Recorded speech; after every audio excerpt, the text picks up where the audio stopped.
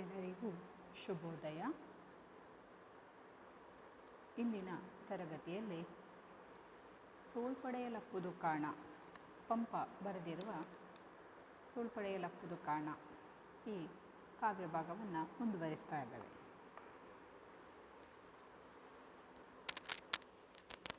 ದುರ್ಯೋಧನ ತನ್ನ ಗುರುಗಳ ಮಾತನ್ನು ಕೇಳಿ ಆ ಪ್ರಕಾರ ತನ್ನ ಅಜ್ಜನಾದ ಭೀಷ್ಮರ ಬಳಿಗೆ ಬಂದು ಮುಂದಿನ ಆಲೋಚನೆಯನ್ನು ಏನು ಮಾಡಬೇಕು, ಮುಂದೆ ತಾನು ಯಾವ ಕ್ರಮವನ್ನು ಕೈಗೊಳ್ಳಬೇಕು ಎನ್ನುವಂತಹ ಒಂದು ವಿಚಾರವನ್ನು ತಿಳಿಲಿಕ್ಕೋಸ್ಕರ ಅಜ್ಜನ ಬಳಿ ಬಂದು ಅಜ್ಜನ ಹತ್ರ ಮಾತಾಡ್ತಾನೆ. ನಿಮ್ಮ ದಯೆಯಿಂದ ರಾಜ್ಯಲಕ್ಷ್ಮಿಯು ಕೊರಳಲ್ಲಿ ಕಟ್ಟಿದ ದುರ್ಗಾಪದಕದಂತೆ ತೊಟ್ಟಿಲಿನಲ್ಲಿ ಇರುವಾಗದಿಂದ ಇಲ್ಲಿಯವರೆಗೆ ನನ್ನಲ್ಲಿ ನೆಲೆಸಿದಾಳೆ. ಈಗ ನಿಮ್ಮನ್ನೇ ಸಂಪೂರ್ಣವಾಗಿ ನಿಮ್ಮನ್ನೇ ನಂಬಿ ನಾನು ನನಗಿಂತ ಬಲಿಷ್ಠರಾದವರಲ್ಲಿ ಯುದ್ಧವನ್ನು ಹೂಡಿದ್ದೇನೆ. ಈಗ ಕೂಡ ರಣರಂಗದಲ್ಲಿ ಯುದ್ಧಲಕ್ಷ್ಮಿ ನನ್ನನ್ನೇ ತಪ್ಪದೆ ಸೇರುವಂತೆ ಮಾಡಬೇಕು, ನಿಮ್ಮ ಅಭಿಪ್ರಾಯವನ್ನು ಕೊಡಿರಿ ಅಂತ ಹೇಳಿ ಅಜ್ಜನ ಹತ್ರ ಕೇಳ್ತಾನೆ. ಈ ರೀತಿ ವಿನಯದಿಂದ ನುಡಿದಾಗ ಅಜ್ಜನಿಗೂ ಅವನ ಮೇಲೆ ಪ್ರೀತಿ ಉಂಟಾಗತ್ತೆ, ಕರುಣೆ ಬರುತ್ತೆ. ಭೀಷ್ಮ ಹೇಗೆ ಹೇಳ್ತಾನೆ, ನೀನು ಪಾಂಡವರನ್ನು ನೋಯಿಸಬಾರ್ದು ಅಂತ ಹೇಳಿದ್ದೇನೆ. ನಿನ್ನ ತಂದೆಯಾದ ಧೃತರಾಷ್ಟ್ರ ಕೂಡ ನಿನ್ನನ್ನು ತಿದ್ದಲಿಕ್ಕೆ ಪ್ರಯತ್ನಿಸಿದ, ಆದರೆ ಸಮರ್ಥನಾಗಲಿಲ್ಲ. ಕೃಷ್ಣ ಆರ್ಭಟ ಮಾಡಿ ನೋಡಿದ, ಅವನು ಸಮರ್ಥನಾಗಲಿಲ್ಲ.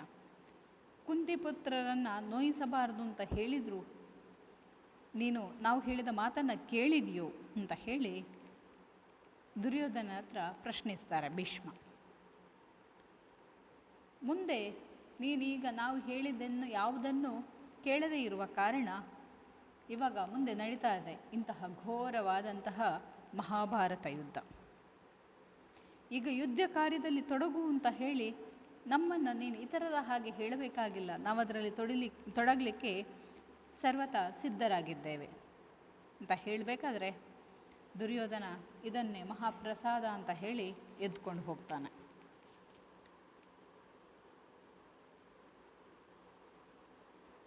ದುರ್ಯೋಧನ ಹೋದ ನಂತರ ಭೀಷ್ಮರು ಯೋಚಿಸ್ತಾರೆ, ದುರ್ಯೋಧನ ನನ್ನನ್ನೇ ನಂಬಿದ್ದಾನೆ, ಯುದ್ಧ ಮಾಡ್ತೇನೆ ಅಂತ ಹೇಳಿ ನನ್ನಿಂದ ಪ್ರತಿಜ್ಞೆಯನ್ನು ಮಾಡಿಸಿದ್ದಾನೆ. ನನಗೆ ಎರಡು ಗುಂಪಿನವರು ಈಗ ಸಮಾನರಲ್ವಾ? ನಾನು ದುರ್ಯೋಧನನ ಪಕ್ಷದಲ್ಲಿ ಇದ್ದುಕೊಂಡು ಯುದ್ಧ ಮಾಡುವುದು, ತನ್ನ ಎದುರಿಗಿರುವಂಥ ಹಗೆಗಳ ಪಕ್ಷದಲ್ಲಿ ಇರುವಂತಹವರನ್ನು ಗಮನಿಸಿದಾಗ ಎರಡೂ ಒಂದೇ ಮಕ್ಕಳು ಮತ್ತು ಮೊಮ್ಮಕ್ಕಳು ಮಾತ್ರ ಅಲ್ಲಿರುವಂಥದ್ದು. ನಾನು ಅವರನ್ನು ಹೇಗೆ ಯುದ್ಧ ಮಾಡಲಿ? ಒಂದು ವೇಳೆ ನನ್ನ ಹಗೆಗಳನ್ನು ಇಕ್ಕಿದೆ, ಹಗೆಗಳನ್ನು ಕೊಂದೆ ಅಂತ ಹೇಳಿ ಆದರೆ ನನ್ನ ಮೊಮ್ಮಕ್ಕಳನ್ನು ನಾನೇ ಕೊಂದ ಹಾಗಲ್ವಾ? ನನ್ನ ಮಕ್ಕಳನ್ನು ನಾನೇ ಕೊಂದ ಹಾಗಲ್ವಾ? ಅದು ಹೇಗಾಗತ್ತೆ ಅಂತ ಹೇಳಿದರೆ, ಹಾವು ತಾನು ಇಟ್ಟ ಮೊಟ್ಟೆಗಳನ್ನು ತಾನೇ ನುಂಗಿದ ಹಾಗೆ ಅನ್ನಿಸೋದಿಲ್ವಾ ಅಂತ ಹೇಳಿ ಭೀಷ್ಮರು ಚಿಂತಾಕ್ರಾಂತರಾಗ್ತಾರೆ. ನರನಾರಾಯಣರಿಬ್ಬರೇ ಯುದ್ಧದಲ್ಲಿ ನನ್ನನ್ನು ಪ್ರತಿಭಟಿಸಲಿಕ್ಕೆ ಸಾಧ್ಯತೆ ಇದೆ. ನನ್ನ ಜೊತೆಗೆ ಯುದ್ಧ ಮಾಡಲಿಕ್ಕೆ ಬರುವವರು ಯಾರು ಅಂತ ಹೇಳಿದರೆ ನರ ಮತ್ತು ನಾರಾಯಣ. ನರ ಅಂತ ಹೇಳಿದರೆ ಅರ್ಜುನ, ನಾರಾಯಣ ಅಂತ ಹೇಳಿದರೆ ಕೃಷ್ಣ. ಇವರಿಬ್ಬರು ನನ್ನ ಜೊತೆ ಯುದ್ಧ ಮಾಡಲಿಕ್ಕೆ ಸಮರ್ಥರಾಗಿರುವಂಥವ್ರು. ಇವರಿಬ್ಬರನ್ನು ಬಿಟ್ಟರೆ ಬೇರೆ ಯಾರು ನನ್ನ ಜೊತೆ ಯುದ್ಧಕ್ಕೆ ಬರೋದಿಲ್ಲ. ಆದರೆ ನಾನು ಇಬ್ಬರಲ್ಲಿ ಯುದ್ಧ ಮಾಡಲಿಕ್ಕೆ ಸಾಧ್ಯ ಇದೆಯೇ? ಯಾಕಂತ ಹೇಳಿದರೆ ಒಬ್ಬ ನನ್ನ ಮೊಮ್ಮಗ ನರ, ನನ್ನ ಮೊಮ್ಮಗ ಅರ್ಜುನ, ನನ್ನ ಮೊಮ್ಮಗ. ಇನ್ನೊಬ್ಬ ಕೃಷ್ಣ, ನಾರಾಯಣ. ಕೃಷ್ಣ ನಾನು ಪರಮ ಗುರು ಅಂತ ಹೇಳಿ ಕರೆಸಿಕೊಳ್ಳುವಂಥವನು. ಅವರಿಬ್ಬರನ್ನು ರಕ್ಷಿಸಿ ಉಳಿದ ಶತ್ರು ರಾಜ್ಯರನ್ನು ನಾಶಪಡಿಸಲಿಕ್ಕೆ ನಾನು ಯುದ್ಧ ಮಾಡ್ತಾ ಇದ್ದೇನೆ ಅಂತ ಹೇಳ್ತಾನೆ ಎಂದು ತನ್ನೊಳೆ ಬಗೆಯುತ್ತ ಇರ್ಪಿನಂ ಅತ್ತ ದುರ್ಯೋಧನಂ ಸಹಸ್ರ ಕಿರಣ ಉದಯದೊಳ್ ಅನೇಕ ನರಪತಿ ಪರಿವೃತನಂ ಆಗಿ ಮಂದಾಕಿನಿ ತನೂಜಂಗೆ ಬರಿಯ ನಟ್ಟಿ ಬರಿಸಿ ಮಣಿಮಯ ಪೀಠದೊಳು ಕೊಳ್ಳಿರಿಸಿ ದೇವಾಸುರ ಯುದ್ಧದೊಳು ಗುಹಂಗೆ ವೀರಪಟ್ಟಮಂ ಕಟ್ಟುವ ಪುರಂದರನ ಅಂದಮನೆ ಪೋಲ್ತು. ಈ ರೀತಿಯಾಗಿ ಇವಾಗೇನು ಮಾಡಬೇಕು ಎಂದು ತನ್ನಲ್ಲಿ ಯೋಚಿಸ್ತಾ ಇರಬೇಕಾದ್ರೆ ಆ ಕಡೆ ದುರ್ಯೋಧನ ಸೂರ್ಯೋದಯದಲ್ಲಿ ಅನೇಕ ಸಾವಿರ ರಾಜರುಗಳಿಂದ ಸುತ್ತುವರಿಯಲ್ಪಟ್ಟ ಭೀಷ್ಮನಿಗೆ ದೂತರ ಮೂಲಕ ಹೇಳಿ ಕಳಿಸಿ ಬರಮಾಡಿಕೊಳ್ತಾನಂತೆ. ಇವಾಗೇನು ಮಾಡಬೇಕು? ಭೀಷ್ಮರು ಬರಬೇಕು. ದುರ್ಯೋಧನ ಸೂರ್ಯೋದಯದಲ್ಲಿ ಏನು ಮಾಡ್ತಾನೆ? ಬೆಳಗ್ಗೆ ಸಾವಿರಾರು ಇರುವಂತಹ ಸುತ್ತುವರಿಯಲ್ಪಟ್ಟಂತಹ ಭೀಷ್ಮನಿಗೆ ದೂತರ ಮೂಲಕ ಹೇಳಿ ಕಳಿಸ್ತಾನಂತೆ. ಹೇಳಿ ಕಳಿಸಿ ಬರಮಾಡಿಕೊಂಡು ರತ್ನ ಖಚಿತವಾದಂತಹ ಮಣಿಮಯ ಪೀಠದಲ್ಲಿ ಕುಳ್ಳಿರಿಸಿ ದೇವಾಸುರ ಯುದ್ಧದಲ್ಲಿ ನಾವೇನು ಮಾಡಬೇಕು? ಷಣ್ಮುಖನಿಗೆ ವೀರಪಟ್ಟವನ್ನು ಕಟ್ಟುವಂತಹ ಇಂದ್ರನ ರೀತಿಯನ್ನು ಅನುಸರಿಸಬೇಕು. ನಾವಿವಾಗ ಏನು ಮಾಡಬೇಕು? ದೇವಾಸುರರಲ್ಲಿ ಯುದ್ಧ ಆದಾಗ ಏನಾಗತ್ತೆ? ಷಣ್ಮುಖನಿಗೆ ವೀರಪಟ್ಟವನ್ನು ಕಟ್ಟುವ ಹಾಗೆ ಇಂದ್ರ ಷಣ್ಮುಖನಿಗೆ ವೀರಪಟ್ಟವನ್ನು ಕಟ್ತಾನೆ. ಅದೇ ರೀತಿಯನ್ನು ನಾವು ಕೂಡ ಅನುಸರಿಸಬೇಕು ಅಂತ ಹೇಳಿ ಅವನು ತಯಾರು ಮಾಡಿಕೊಳ್ತಾನೆ. ತುಂಗ ಮೃದಂಗ ಶಂಕ ಪಟಃ ಧ್ವನಿ ದಿಕ್ ತಟದ ಅನಂತನೆ ಏದು ವಾರಂಗನೆಯರ್ ಚಳತಳುಳಿತ ಚಾಮರಮಂ ನೆರೆದು ಇಕ್ಕೆ ಪಂಚರತ್ನಗಳಂ ಪುಂದುಕೊಳಿಸಿ ಪೊನ್ನ ಕಳಸಂಗಳುಳ್ ಇರ್ದ ಪುಣ್ಯ ತೋಯಂಗಳುಳ್ ಅಳ್ಕಂ ವಿರಮಿಸಿ ಕಟ್ಟಿದನ್ ಆ ವಿಭು ವೀರಪಟ್ಟಮಂ ಅಂತು ಪರಶುರಾಮನ್ ಅಂಜಿಸಿದ ವೀರಂಗೆ ವೀರಪಟ್ಟಮಂ ಕಟ್ಟಿ ಪಗೆವರನ್ ಎನ್ನ ಮಂಚದ ಕಾಲುಳ್ ಕಟ್ಟಿದೆನ್ ಎಂದು ಪೊಟ್ಟಳಿಸುವ ಸುಯೋಧನ ನುಡಿಯನ್ ಅವಕರ್ಣಿಸಿ ಕರ್ಣನ್ ಇಂತೆಂದಂ. ಈ ರೀತಿ ದುರ್ಯೋಧನ ಭೀಷ್ಮರಿಗೆ ಸೇನಾಧಿಪತಿ ಆದಂತಹ ವೀರಪಟ್ಟವನ್ನು ಕಟ್ತಾನೆ. ಶ್ರೇಷ್ಠವಾದಂತಹ ಮೃದಂಗ, ಶಂಖ, ತಮಟೆ ಮೊದಲಾದವುಗಳ ಉಚ್ಚ ಧ್ವನಿಯು ದಿಕ್ಕುಗಳ ಕೊನೆಯನ್ನು ಮುಟ್ಟಲಿಕ್ಕೆ ದಿಕ್ಕುಗಳಿಗೆ ಈ ಶಬ್ದ ಕೇಳ್ತಾ ಇರುವ ಹಾಗೆ ಶ್ರೇಷ್ಠವಾದಂತಹ ಮೃದಂಗ, ಶಂಖ, ತಮಟೆ ಮೊದಲಾದವುಗಳನ್ನು ಬಾರಿಸಿಕೊಂಡು ತನ್ನ ಅಜ್ಜನಾದಂತಹ ಭೀಷ್ಮನಿಗೆ ವೀರಪಟ್ಟವನ್ನು ಕಟ್ತಾನಂತೆ. ಇದು ಈ ಪಟ್ಟವನ್ನು ಕಟ್ತಾ ಇರುವಂತಹ ಅಲ್ಲಿರುವಂತಹ ಶಬ್ದದ ಧ್ವನಿಗಳೇನಾಗ್ತಾ ಇದೆ? ದಿಕ್ಕುಗಳಿಗೆ ಅದು ಪಸರಿಸ್ತಾ ಇದೆ. ಯಾವ ಮೂಲೆಯಲ್ಲಿ ನಿಂತು ಕೇಳುವ ಹಾಗೆ ದಿಕ್ಕುಗಳಿಗೆ ಅದು ಏನಾಗ್ತದೆ? ಕೇಳ್ತಾ ಇದೆ. ವೇಷಾಸ್ತ್ರೀಯರು ಚಲಿಸುತ್ತಿರುವ ಚಾಮರವನ್ನು ಗುಂಪಾಗಿ ಬೀಸ್ತಾ ಇದ್ದಾರೆ. ಅಲ್ಲಿರುವಂತಹ ರಾಜನ ಅರಮನೆಯಲ್ಲಿರುವಂತಹ ಸ್ತ್ರೀಯರು ಏನು ಮಾಡ್ತಾ ಇದ್ದಾರೆ? ಗುಂಪಾಗಿ ಚಲಿಸುತ್ತಿರುವಂತಹ ಚಾಮರವನ್ನು ಗುಂಪಾಗಿ ಬೀಸ್ತಾ ಇದ್ದಾರೆ. ಪಂಚರತ್ನಗಳ ರಾಶಿಯಿಂದ ಕೂಡಿದಂತಹ ಚಿನ್ನದ ಕಲಶಗಳಲ್ಲಿ ಪುಣ್ಯ ತೀರ್ಥಗಳಲ್ಲಿ ಪ್ರೀತಿಯಿಂದ ಸ್ನಾನ ಮಾಡಿಸ್ತಾರೆ. ಚಕ್ರವರ್ತಿಯಾದ ದುರ್ಯೋಧನನು ಭೀಷ್ಮರಿಗೆ ವೀರಪಟ್ಟವನ್ನು ಕಟ್ತಾನೆ. ವೀರಪಟ್ಟವನ್ನು ಕಟ್ಟುವ ಮೊದಲು ಅವರೇನು ಮಾಡ್ತಾರೆ? ಪಂಚರತ್ನಗಳ ರಾಶಿಯಿಂದ ರಾಶಿಯಿಂದ ಚಿನ್ನದ ಕಲಶಗಳನ್ನು ಹಿಡ್ಕೊಂಡು ಬಂದು ಅಲ್ಲಿರುವ ರಾಜನ ಆಸ್ಥಾನದಲ್ಲಿರುವಂಥ ಸ್ತ್ರೀಯರು ಏನು ಮಾಡ್ತಾರೆ? ಅಭಿಷೇಕವನ್ನು ಮಾಡ್ತಾರೆ. ಯಾವುದರಿಂದ? ಪುಣ್ಯ ತೀರ್ಥಗಳಿಂದ ಪ್ರೀತಿಯಿಂದ ಸ್ನಾನವನ್ನು ಮಾಡಿಸ್ತಾರೆ. ಪುಣ್ಯ ತೀರ್ಥಗಳನ್ನು ಆ ಚಿನ್ನದ ತಂಬಿಗೆಗಳಲ್ಲಿ ತಂದು ಭೀಷ್ಮನಿಗೆ ಸ್ನಾನ ಮಾಡಿಸ್ತಾರೆ. ಸ್ನಾನ ಮಾಡಿಸಿ ಚಕ್ರವರ್ತಿಯಾದಂತಹ ದುರ್ಯೋಧನ ಸ್ನಾನ ಮಾಡಿಸಿ ಆದ ನಂತರ ಚಕ್ರವರ್ತಿಯಾದಂತಹ ದುರ್ಯೋಧನ ಏನು ಮಾಡ್ತಾನೆ?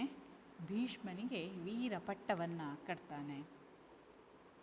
ಹಾಗೆ ಪರಶುರಾಮನನ್ನು ಅಂಜಿಸಿದ ವೀರಂಗೆ, ಹಾಗೆ ಪರಶುರಾಮನನ್ನೇ ಹೆದರಿಸಿರುವಂತಹ ವೀರನಿಗೆ ಈಗ ವೀರಪಟ್ಟವನ್ನು ಕಟ್ಟಿ ದುರ್ಯೋಧನ ಒಳಗೊಳಗೆ ಸಂತೋಷ ಪಡ್ತಾ ಇದ್ದಾನೆ, ಖುಷಿ ಪಡ್ತಾ ಇದ್ದಾನೆ. ಯಾರಿಗೆ ನಾನು ವೀರಪಟ್ಟವನ್ನು ಕಟ್ಟಿರುವಂಥದ್ದು? ಪರಶುರಾಮನನ್ನು ಅಂಜಿಸಿರುವಂತಹ ವೀರನಿಗೆ, ಪರಶುರಾಮನನ್ನು ಏನು ಹೆದರಿಕೆಗೊಳಿಸಿರುವಂತಹ, ಅವನ ಎದುರು ಸೋಲುವ ಹಾಗೆ ಮಾಡಿರುವಂತಹ ವೀರನಿಗೆ ನಾನು ಪಟ್ಟವನ್ನು ಕಟ್ತಾ ಇದ್ದೇನೆ. ಆದ ಕಾರಣ ಏನಾಯಿತು? ಅಂತಹ ವ್ಯಕ್ತಿಗೆ ನಾನು ಪಟ್ಟವನ್ನು ಕಟ್ಟಿದ ಕಾರಣ ಅಲ್ಲಿ ಏನಾಯಿತು? ನನ್ನ ಹಗೆಗಳನ್ನು ಏನು ಮಾಡಿದೆ? ನನ್ನ ಮಂಚದ ಕಾಲಿಗೆ ಕಟ್ಟಿದೆ ಅಂತ ಹೇಳಿ ಬೀಗ್ತಾನಂತೆ, ಖುಷಿ ಪಡ್ತಾನಂತೆ, ಒಳಗೊಳಗೆ ಖುಷಿ ಪಡ್ತಾನಂತೆ. ಅಂಥವರಿಗೆ ನಾನು ಪಟ್ಟವನ್ನು ಕಟ್ಟಿದೆ, ಅಹಂಕಾರ ಪಡ್ತಾನಂತೆ. ದುರ್ಯೋಧನನ ಮಾತನ್ನು ಕೇಳಿ, ಈ ರೀತಿ ಹೇಳ್ತಾ ಇರುವಂತಹ ದುರ್ಯೋಧನನ ಮಾತನ್ನು ಕೇಳಿ ಕರ್ಣ ಏನು ಮಾಡ್ತಾನೆ? ಹೀಗೆ ಹೇಳ್ತಾನಂತೆ,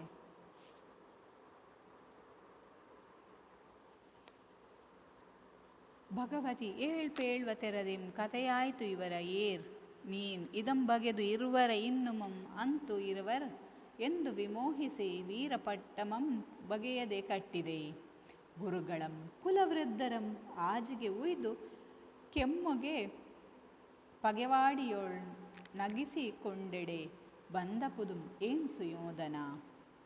ಏನು ನೀನು ಈ ರೀತಿಯಾಗಿ ನಾನು ಪರಶುರಾಮರನ್ನು ಸೋಲಿಸಿರುವಂತಹ ವೀರನಿಗೆ ವೀರಪಟ್ಟವನ್ನು ಕಟ್ಟಿದೆ ಅಂತ ಹೇಳಿ ನೀನೇನು ಅಷ್ಟೊಂದು ಅಹಂಕಾರ ಪಡ್ತಾ ಇದೆಯಾ? ನೀನೇನಾಯಿತು ಗೊತ್ತಾ? ಇದು ನೀನೀಗ ವೀರಪಟ್ಟವನ್ನು ಭೀಷ್ಮನಿಗೆ ಕಟ್ಟಿದ್ದು ಏನಾಯಿತು ಗೊತ್ತಾ? ಹಿಂದಿನ ಕಟ್ಟುಕತೆ ಅಂತಾಯಿತು. ಇದು ಹಿಂದಿನ ಕಟ್ಟುಕತೆ, ಇವರ ಯುದ್ಧದ ಕತೆ. ಇದನ್ನು ನೀನು ತಿಳಿಯದೆ ಇವರು ಇನ್ನೂ ಪ್ರತಿಭಟಿಸಿ ಯುದ್ಧ ಮಾಡ್ತಾರೆ ಎನ್ನುವಂಥ ಭ್ರಾಂತಿಯನ್ನಗೊಂಡಿದ್ಯಾ ನೀನು? ನಿಮಗೆ ಭ್ರಾಂತಿ ಉಂಟಾಗಿದೆ, ನಿಮಗೆ ತಲೆಯಲ್ಲಿ ಏನಾಗಿದೆ? ಇವರು ಮೊದಲಿನ ಹಾಗೆ ಇನ್ನೂ ಯುವಕರು, ಅವರು ಮೊದಲು ಹೇಗೆ ಯುದ್ಧ ಮಾಡಿದಾರೋ ಹಾಗೆ ಇನ್ನೂ ಯುದ್ಧ ಮಾಡ್ತಾರೆ ಎನ್ನುವಂತಹ ಭ್ರಾಂತಿಯನ್ನು ಹೊಂದಿದೆಯಾ ನೀನು? ನಿಂಗಿದು ಗೊತ್ತಿಲ್ಲ, ಇದು ಕಟ್ಟುಕತೆ. ಯೋಚನೆ ಮಾಡು, ನೀನು ವಿಚಾರ ಮಾಡು. ನೀನು ಇವರಿಗೆ ಸೇನಾಧಿಪತ್ಯ ಪಟ್ಟವನ್ನು ಕಟ್ಟಿದೆ. ಗುರುಗಳು ಕುಲವೃದ್ಧರು ಆದ ಇವರನ್ನು ಯುದ್ಧರಂಗಕ್ಕೆ ಸೆಳೆದುಕೊಂಡು ಏನಾದರೂ ಪ್ರಯೋಜನ ಇದೆಯಾ? ನೀನು ಈ ಕುಲವೃದ್ಧರು, ನಿನ್ನ ಕುಲದ ವೃದ್ಧರು, ನಿನ್ನ ಅಜ್ಜ ಇವರು. ಇಂತಹ ಅಜ್ಜನನ್ನು ಗುರುಗಳಾಗಿರುವಂಥವ್ರು ನಿನ್ನದು. ಇವರನ್ನು ಯುದ್ಧರಂಗಕ್ಕೆ ಕರ್ಕೊಂಡು ಹೋಗ್ತೀಯಾ ಅಂತ ಹೇಳ್ತಾ ಇದೆಯಾ ಅಲ್ವಾ? ಏನು ನಿಂಗೆ ತಲೆ ಸರಿ ಇಲ್ವಾ? ಯೋಚನೆ ಮಾಡು ಒಂಚೂರು. ಯಾಕಂತ ಹೇಳಿದರೆ ನಿಷ್ಪ್ರಯೋಜನ, ಇವರು ಪ್ರಯೋಜನ ಇಲ್ಲದೆ ಇರುವಂಥವರು, ನಿಷ್ಪ್ರಯೋಜಕರು. ಇವರು ರಣರಂಗದಲ್ಲಿ ಯುದ್ಧ ಮಾಡಲಿಕ್ಕೆ ಇವರು ಸಮರ್ಥರಾಗಿಲ್ಲ. ಈಗ ಮೊದಲು ಮಾಡಿದ್ದಾರೆ, ಹೌದು, ಒಪ್ಪಿಕೊಳ್ಳುವಂಥದ್ದು. ಆದರೆ ಇವಾಗ ಮಾಡುವಂಥ ಪರಿಸ್ಥಿತಿಯಲ್ಲಿ ಇವರಿಲ್ಲ. ಯಾಕಂದರೆ ಕುಲವೃದ್ಧರು, ನಿನ್ನ ವಂಶದ ವೃದ್ಧರಿವರು. ಶತ್ರುಗಳ ಗುಂಪಿನಲ್ಲಿ ನಗಿಸಿಕೊಂಡರೆ ನಿನಗೆ ಬರುವಂಥ ಪ್ರಯೋಜನ ಆದರೂ ಏನು ಗೊತ್ತಾ ದುರ್ಯೋಧನ? ಇವರನ್ನು ಕರ್ಕೊಂಡು ಹೋಗಿ ಯುದ್ಧ ಭೂಮಿಯಲ್ಲಿ ಕರ್ಕೊಂಡು ಹೋಗಿ ಯುದ್ಧ ಮಾಡಿಸ್ತೇನೆ ಅಂತ ನೀನು ಹೇಳ್ತಾ ಇದೆಯಲ್ವಾ? ಅದು ಬರೀ ಏನು ಪ್ರಯೋಜನಕ್ಕೆ ಬಾರದೇ ಇರುವಂತಹ ಮಾತು. ಯಾಕಂತ ಹೇಳಿದರೆ ಇವರನ್ನು ಅಲ್ಲಿಗೆ ಕರ್ಕೊಂಡು ಹೋಗಿ ಇವರು ಯುದ್ಧ ಮಾಡುವಂಥದ್ದನ್ನು ನಾವು ನೋಡೋದು ಇಷ್ಟುಂತಲೇ ಉಂಟು. ಬಿಟ್ಟು ಬಿಡಿ ಇವರನ್ನು, ಇವರಿಗೆ ವೀರಪಟ್ಟವನ್ನು ಕಟ್ಟಬೇಡ ಅಂತ ಹೇಳ್ತಾನೆ. ಯಾರು? ಕರ್ಣ. ಕಟ್ಟಿದ ಪಟ್ಟಮೆ ಸೆರವಿಗೆ ನೆಟ್ಟನೆ ದೊರೆ ಪಿಡಿದ ಬಿಲ್ಲೆ ದಂಟಿಗೆ ಎಣೆ ಕಟ್ಟಿದ ಮುದುಪಂಗೆ ಪಗೆವರ ನಿಟ್ಟೆಲ್ಬಂ ಮುರಿವರ್ಡೆ ಎನಗೆ ಪಟ್ಟಮಂ ಕಟ್ಟ. ನೀನೇನೋ ಈ ಕುಲವೃದ್ಧರಿಗೆ ಪಟ್ಟವನ್ನು ಕಟ್ಟಿದೆಯಲ್ವಾ? ನಿಂಗೇನಾಗಿದೆ? ಕಣ್ಣು ಕಾಣದ ಮುದುಕ ಇವನು. ನಿನ್ನ ಅಜ್ಜ ಆಗಿರುವುದು ಅವನು ಕಣ್ಣು ಕಾಣದೇ ಇರುವಂತಹ ಮುದುಕ. ಅಂತಹ ಮುದುಕನಿಗೆ ಕಟ್ಟಿದ ವೀರಪಟ್ಟ ಹೇಗಾಯಿತು ಗೊತ್ತಾ? ಹಗ್ಗಕ್ಕೆ ಸಮಾನ ಆಯಿತದು. ಏನು ಪ್ರಯೋಜನ ಆಗೋದಿಲ್ಲ. ಆತನು ಧರಿಸಿರುವ ಬಿಲ್ಲು ದಂಟಿಗೆ ಸಮಾನವಲ್ವೇ? ನೀನು ಆತ ಧರಿಸಿರುವಂಥ ಬಿಲ್ಲು ದಂಟೇನಿದೆ, ಅದಕ್ಕೆ ಕಟ್ಟಿರುವಂಥ ಹಗ್ಗ ಏನಿದೆ, ಅದು ಏನು ಪ್ರಯೋಜನಕ್ಕಿಲ್ಲದೆ ಇರುವಂಥದ್ದು. ಶತ್ರುಗಳ ನಿಟ್ಟೆಲುಬುಗಳನ್ನು ಪುಡಿ ಮಾಡಬೇಕು ಅಂತ ಹೇಳಿ ಆದರೆ ನೀನು ಶತ್ರುಗಳನ್ನು ಏನು ಮಾಡಬೇಕು? ಪುಡಿ ಮಾಡಬೇಕು. ಶತ್ರುಗಳ ನಿಟ್ಟೆಲುಬುಗಳನ್ನು ಪುಡಿ ಮಾಡಬೇಕು ಅಂತ ಹೇಳಿ ಆದರೆ ನೀನೇನು ನನಗೆ ಪಟ್ಟವನ್ನು ಕಟ್ಟು, ನಾನು ಯುದ್ಧ ಮಾಡ್ತೇನೆ ನೋಡು, ನಾನು ಯುದ್ಧ ಮಾಡುವಂತಹ ರೀತಿಯನ್ನು ನೀನೊಮ್ಮೆ ಗಮನಿಸು. ನೀನು ಅಜ್ಜನಿಗೆ ಹೋಗಿ ಹೋಗಿ ಕಣ್ಣು ಕಾಣದಿರುವಂಥ ಅಜ್ಜನಿಗೆ ಪಟ್ಟವನ್ನು ಕಟ್ಟಿ ನೀನು ಅದು ಈ ರೀತಿಯಲ್ಲಿ ಬೀಗ್ತಾ ಇದೆಯಾ ಅಲ್ವಾ, ಅದು ನಿನ್ನ ಹೇಳಿತನ, ನಿನ್ನ ಮೂಢತನ, ಮೂರ್ಖತನ ನಿಂದು. ನೀನು ಇಂಥವರಿಗೆ ಯುದ್ಧ ಮಾಡುವಂಥದ್ದು ಸರಿಯಲ್ಲ, ಅವರಿಗೆ ಈ ಪಟ್ಟವನ್ನು ಕಟ್ಟಿರುವಂಥದ್ದು ಸರಿಯಲ್ಲ ಅಂತ ಹೇಳಿ ಹರಿಣ ಏನು ಮಾಡ್ತಾನೆ, ಹೇಳ್ತಾನೆ, ನೀನು ಅವರಿಗೆ ಪಟ್ಟವನ್ನು ಕಟ್ಟುವಂಥದ್ದು ಬೇಡ. ಆದಿಯೋಳು ಅವರಂ ಪಿರಿದು ಒಂದು ಆದರದಿನ್ നടപ്പിത ಅಜ್ಜರ ಅಪ್ಪುವದರಿನ್ ಕಾದರ್ ಇವರು ಅವರುಳ್ ಅವரும் ಕಾದರ್ ನೆರೆದಿವರುಳ್ ಎಂಬುದು ನಂಬುವೆ ನೃಪಪತಿ ಎಂಬುದಂ ಆ ನುಡಿಗೆ ಸಿಡಿಲ್ದು ಕುಂಭ ಸಂಭವನ್ ಎಂತೆಂದಂ. ನೀನೇನು ಇನ್ನೂ ಕೂಡ ಅದೇ ಆದಿಯೋಳು, ಬಾಲ್ಯದಿಂದಲೂ ಅವರನ್ನು ವಿಶೇಷವಾದಂತಹ ಪ್ರೀತಿಯಿಂದ ಸಾಕಿರುವಂತಹ ಅಜ್ಜ ಆದುದರಿಂದ ನೀನು ಅವರೊಡನೆ ಇವರು ಅವರೊಡನೆ ಕಾದುವುದಿಲ್ಲ, ಅವರು ಕೂಡ ಇವರೊಡನೆ ಕಾದುವುದಿಲ್ಲ, ಪ್ರತಿಭಟಿಸಿ ಕಾದಲಿಕ್ಕೆ ಸಾಧ್ಯ ಇಲ್ಲ. ಈಗ ನಿಂಗೇನಾಗಬೇಕು, ಪಾಂಡವರನ್ನು ಸೋಲಿಸಬೇಕು, ಪಾಂಡವರನ್ನು ನಾಶಗೊಳಿಸಬೇಕು, ಇದು ಮಾತ್ರ ನಿನ್ನ ಉದ್ದೇಶ ಆಗಿರುವಂಥದ್ದು. ನೀನು ಅದಕ್ಕೋಸ್ಕರ ಯುದ್ಧ ಮಾಡಿಸ್ತಾ ಇರುವಂಥದ್ದು. ಅಜ್ಜ, ಈಗ ನೀನು ಅಜ್ಜನಿಗೆ ವೀರಪಟ್ಟವನ್ನು ಕಟ್ಟಿದೆಯಲ್ವಾ, ಅಜ್ಜ ಆದ್ದರಿಂದ ಅವರು ಮೊಮ್ಮಕ್ಕಳು, ಅವರ ಜೊತೆ ಯುದ್ಧ ಮಾಡುವುದಿಲ್ಲ. ಅವರು ವಿಶೇಷವಾದಂತಹ ಪ್ರೀತಿಯಿಂದ ಅವರು ಸಾಕಿದ್ದಾರೆ ಅಜ್ಜ ಅಂತ ಹೇಳಿಕೊಂಡು. ಆದರೆ ಅವರೊಡನೆ ಈ ಸೇನಾಧಿಪತಿ ಅಜ್ಜ ಇದ್ದಾರಲ್ವಾ, ಅವರು ಕಾದುವುದಿಲ್ಲ, ಅವರು ಕೂಡ ಇವರ ಜೊತೆ ಕಾದಲಿಕ್ಕೆ ತಯಾರಿರೋದಿಲ್ಲ, ಪ್ರತಿಭಟಿಸಿ ಕಾದುವುದೇ ಇಲ್ಲ. ರಾಜನೇ, ಇವರನ್ನು ಹೇಗೆ ನಂಬ್ತೀಯ ನೀನು ಇವರಿಗೆ ಪಟ್ಟ ಕಟ್ಟಿ ಇವರು ಯುದ್ಧ ಮಾಡ್ತಾರೆ, ನಿಮಗೆ ಜಯವನ್ನು ತಂದುಕೊಡ್ತಾರೆ ಅಂತ ಹೇಳಿ ನೀನು ಹೇಗೆ ನಂಬ್ತೀಯ ಅಂತ ಹೇಳಬೇಕಾದ್ರೆ ಆ ಮಾತಿಗೆ ದ್ರೋಣನು ಸಿಡಿದು ಹೀಗೆ ಹೇಳ್ತಾರಂತೆ. ಆ ಮಾತನ್ನು ಕೇಳಲಿಕ್ಕೆ ಸಾಧ್ಯ ಆಗೋದಿಲ್ಲ. ಭೀಷ್ಮರನ್ನು ಈ ರೀತಿಯಾಗಿ ಆ ತುಂಬಿದ ಸಭೆಯಲ್ಲಿ ಈ ರೀತಿಯಾಗಿ ಅವಮಾನ ಅದನ್ನು ಕೇಳಲಿಕ್ಕೆ ಸಾಧ್ಯ ಆಗದೆ ಎಂಬುದಂ ಆ ನುಡಿಗೆ ಸಿಡಿಲ್ದು ಕುಂಭ ಸಂಭವನ್ ಇಂತೆಂದಂ. ಆ ರೀತಿ ಹೇಳಿರುವಂಥದ್ದಕ್ಕೆ ಆ ಕುಂಭ ಸಂಭವ ಗುರು ದ್ರೋಣರು ಹೀಗೆ ಹೇಳ್ತಾರಂತೆ. ಸಿಗ್ಗದ ಮುಪ್ಪು ನೆಗಳ್ದ ಈ ಗಾಂಗೆಯ ಮುಪ್ಪಂ ಇಳಿಕೆ ಪಡೆಗುಮೆ ಮನ ಮಾಂತಗಳಿನ್ ಅಸುಹೃತ್ ಚತುರಂಗ ಬಳಂಗಗಳಿನ್ ಎಂತು ಅಂಗಾಧಿಪತಿ. ಏನು ನೀನು ಏನು ಮಾತಾಡ್ತಾ ಇದೆಯಾ? ಸಿಂಹದ ಮುಪ್ಪನ್ನು, ಭೀಷ್ಮರ ಮುಪ್ಪನ್ನು ನೀನು ಅಳ್ಳಗಳಿಬೇಡ. ಈಗ ಸಿಂಹಕ್ಕೆ ಮುಪ್ಪವಾದರೆ ಅದು ಸಿಂಹ ತನ್ನ ಆ ಒಂದು ಘನತೆಯನ್ನು, ಆ ಒಂದು ಗಾಂಭೀರ್ಯವನ್ನು ಕಳೆದುಕೊಳ್ಳಿಕ್ಕೆ ಸಾಧ್ಯತೆ ಇದೆಯೇ? ಇಲ್ಲ. ಹಾಗೆಯೇ ಈ ಭೀಷ್ಮರ ಮುಪ್ಪು ಕೂಡ ಅದೇ ಗಾಂಭೀರ್ಯ, ಅದೇ ಘನತೆ ಅವರಿಗೆ ಇನ್ನೂ ಕೂಡ ಇದೆ. ಅಲ್ಲಗಳೆಯಬೇಡ ನೀನು. ಸಿಂಹ ಮುಪ್ಪಾದರೆ ಆನೆಗಳಿಗೆ ಸದರವೇ? ಸಿಂಹ ಎಲ್ಲಿಯಾದರೂ ಪ್ರಾಯ ಆಗಿಕೊಂಡು ಬಂದರೆ ಆನೆಗಳು ಹೆದರದೆ ಹೋಗ್ತವ? ಇಲ್ಲ, ಆನೆಗಳು ಹೆದರುವಂಥದ್ದು ಹೆದರ್ತವೆ. ಯಾಕಂತ ಹೇಳಿದ್ರೆ ಅದು ಸಿಂಹಕ್ಕೆ ಆನೆಗಳು ಹೆದರಲೇಬೇಕು. ಯಾವುದಾದ್ರೂ ಹೆದರುವಂಥದ್ದು ಹೆದರಲೇಬೇಕಾಗತ್ತೆ. ಹಾಗೆಯೇ ಭೀಷ್ಮರು ಮುದುಕರಾದುದರಿಂದ ಚತುರಂಗ ಸೈನ್ಯವು ಅವರನ್ನು ಗೆಲ್ಲಬಹುದೇ? ಭೀಷ್ಮರು ಮುದುಕರಾಗಿರ್ಬೋದು, ಆದರೆ ಈ ಚತುರಂಗ ಸೈನ್ಯ ಅವರನ್ನು ಗೆಲ್ಲುವಷ್ಟು ಅವರು ಮುದುಕರಾಗಿದ್ದಾರೆ. ನೀನು ಏನಂತ ತಿಳ್ಕೊಂಡಿದೀಯಾ ಕರ್ಣ? ಕುಲಜರನ್ ಉದ್ದತರಂ ಭುಜಬಲಯುತರಂ ಹಿತರನ್ ಈ ಸಭಾ ಮಧ್ಯದಳು ಅಗ್ಗಳಿಸಿ ಮುದದಿ ನಾಲಗೆಗೆ ಕುಲಮಂ ತಬ್ಬುವಳ್ ಉರಿದೆ ನೀ ಕೆಡೆ ನುಡಿಯವೈ. ಏನು ನೀನು ಮಾತಾಡ್ತಾ ಇದೆಯಾ? ನೀನು ಮಾತಾಡುವಂಥದ್ದು ಏನು? ನಿಂಗೇನು ಮಾತಿನ ಮೇಲೆ ಹಿಡಿತ ಇಲ್ವಾ ನಿಂದು? ಈ ರೀತಿ ಮಾತಾಡ್ತಾ ಇದೆಯಲ್ವ ನೀನು? ಸತ್ಕುಲ ಪ್ರಸೂತರಾದವರನ್ನು, ಶ್ರೇಷ್ಠರಾದವರನ್ನು, ಎಲ್ಲರಿಗೂ ಉಪಕಾರ, ಎಲ್ಲರಿಗೂ ಹಿತರಾದವರನ್ನು, ಎಲ್ಲರೂ ಅವರನ್ನು ಮೆಚ್ಚುವಂಥವರನ್ನು, ಅವರನ್ನು ಕುರಿತು ಈ ಸಭಾ ಮಧ್ಯದಲ್ಲಿ ಹೆಚ್ಚಿದ ಕೊಬ್ಬಿನಿಂದ ನೀನು ಮಾತಾಡ್ತಾ ಇದೆಯಲ್ವಾ? ನಿಮಗೇನಾಗಿದೆ? ನೀನೇನೋ ಅಂತಹ ಸತ್ಕುಲ ಪ್ರಸೂತನೇ ಅಂತ ಹೇಳಿ ತಿರಸ್ಕಾರ ಮಾಡ್ತಾರಂತೆ. ನೀನು ನಿಷ್ಪ್ರಯೋಜನವಾಗಿ ತಿರಸ್ಕಾರದ ಮಾತನ್ನಾಡ್ತಾ ಇದೆಯಾ? ಅದು ಒಳ್ಳೆಯದಲ್ಲ. ನಿನ್ನ ಕುಲ ಏನಿದೆ ಅದು ನಿನ್ನ ನಾಲಿಗೆಯಲ್ಲಿ ಬರ್ತಾ ಇದೆ. ನೀನು ಆಡಿ ತೋರಿಸ್ತಾ ಇದೆಯಲ್ವ, ನಿನ್ನ ಮಾತುಗಳೇನಿವೆ ಅದು ನಿನ್ನ ಕುಲವನ್ನು ಹೇಳ್ತಾ ಇದೆ. ನೀನು ಎಂಥ ಕುಲದವನು ಅಂತ ಹೇಳಿ.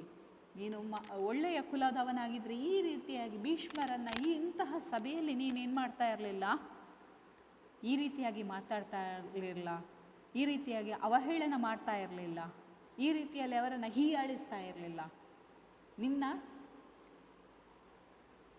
ಗುರು ಅಥವಾ ನಿನ್ನ ದುರ್ಯೋಧನ ನಿನ್ನ ಸ್ನೇಹಿತ ಹೌದು, ಆದರೆ ಅವನಿಗೋಸ್ಕರ ನೀನು ಯುದ್ಧ ಮಾಡ್ತೀಯ ಒಪ್ಪುವಂಥದ್ದು. ಆದರೆ ಈ ಕುರು ವೃದ್ಧರನ್ನು ಈ ರೀತಿ ನೀನು ಅವಮಾನ ಮಾಡಿಸಬೇಡ, ಈ ರೀತಿ ಅವಮಾನ ಮಾಡಬೇಡ ಅಂತ ಹೇಳಿ ಗುರು ದ್ರೋಣಾಚಾರ್ಯರೇನು ಮಾಡ್ತಾರೆ, ಕರ್ಣನಿಗೆ ಕಠೋರವಾದಂತಹ ಮಾತುಗಳಲ್ಲಿ ಹೇಳ್ತಾರೆ.